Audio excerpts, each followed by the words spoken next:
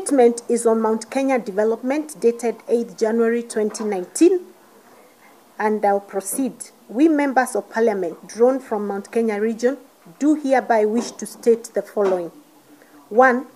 That Uhuru Kenyatta is the President of the Republic of Kenya and deserves utmost respect from all Kenyans, but especially leaders and more so those elected under his party. 2. That President Kenyatta's constitutional mandate requires him to develop the whole country without any form of bias or discrimination. 3. That it is the mandate of elected leaders, both local and regional, to lobby for resources as well as development for their specific individual regions, counties, and constituencies. 4. That as leaders from the Mount Kenya region, we would like to assure our voters and supporters that we have been engaging the President and his government through a structured framework which was established late last year in Naivasha to lobby on issues related to our region's social, political, and economic development. That as leaders from the region, we appreciate the work that the Jubilee government has done in our region since 2013. We are, however, aware that there's still more work to be done as per the expectations of our people. We will continue to engage with government to realize the development projects already in the pipeline, as well as new ones that we are working on. 6. As stated in Naivasha, we would like to reiterate our unwavering support to His Excellency President Uhuru Kenyatta as he implements his Big Four economic agenda, unites the country through the Building Bridges initiative, better known as the handshake, and the fight against corruption. That's the end of our statement. Thank you, ladies and gentlemen.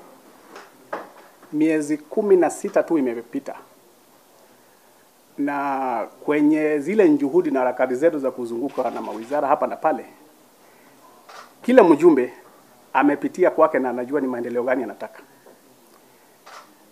Na kusema kweli, serikali imeweka milango wazi kwa wabunge.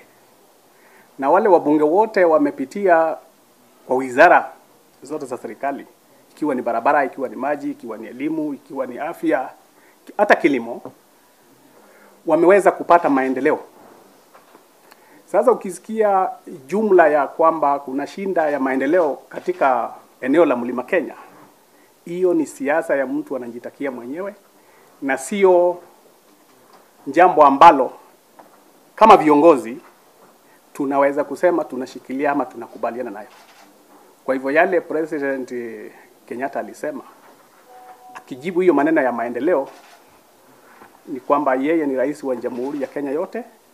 Sisi kama wenye eneo la Mlima Kenya tumepata maendeleo kiwango kile nchi nzima imepata.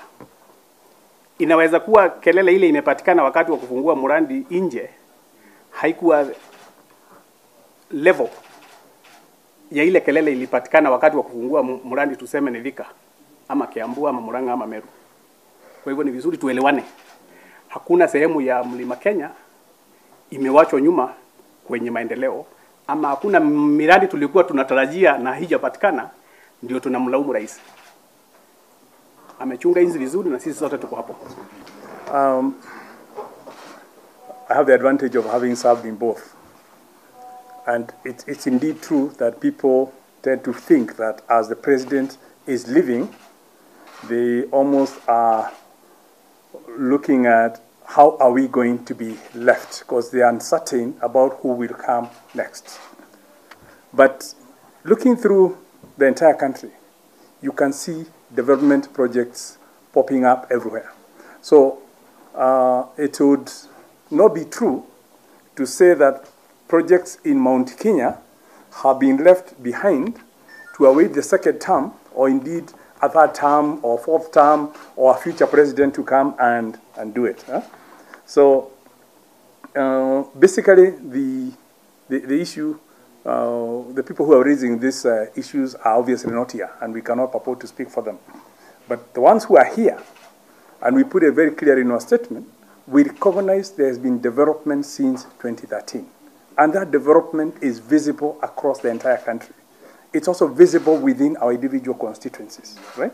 So let's look at what we can see and perhaps avoid those who may be talking because we don't know why they are raising those issues themselves. But it's a legitimate concern of some of the people out of fear. It's human nature to fear what could happen, right? Also because there's still work to be done. Yes, but there's still work to be done. We only 16 months, as Mauke has said. There's still 3 years and a half. President Uhuru is still in office up to 2022. He has a development agenda captured within the agenda, Big Four. He has a Vision 2030, which he has also committed to implement. Big Four is only part. There's also the entire development. And there's a medium-term plan that he just launched the other day, which captures development for the entire country, including our own region. That's an interesting question. Yes, I did make a comment. And the reason I made that comment is because I was trying to present the picture about why people who are trying, or some of those people who are trying to present that the region as having been disenfranchised on its development are not being honest. Because we've had a lot of visits by leaders, including the Deputy President in Mount Kenya region, launching projects. So how would we then now wake up and say that we do not have development projects? We don't have enough development projects, and that we have to agree. And that's why we are lobbying as a caucus to ensure, and over the next 3.5 years, we have the development projects that meet the expectations of our people. But to wake up and to say that we do not have development projects means that what you have been saying in the past is actually untrue. Because we have been going around and saying we have launched this project. Why would you then wake up and say there are no projects? That was the point I was making. Final question, yes. It changed when the resignation of the vice chairman happened. So I don't think anybody has been having that debate after that. Yeah. It was triggered just by the presence of the vice chairman and the issues he was holding while in that office, and also nearly contradicting the president about the electioneering mood when we are talking about development. So even here we have nobody who is talking about electioneering. It's about development. Thank you. Thank you. Handshake.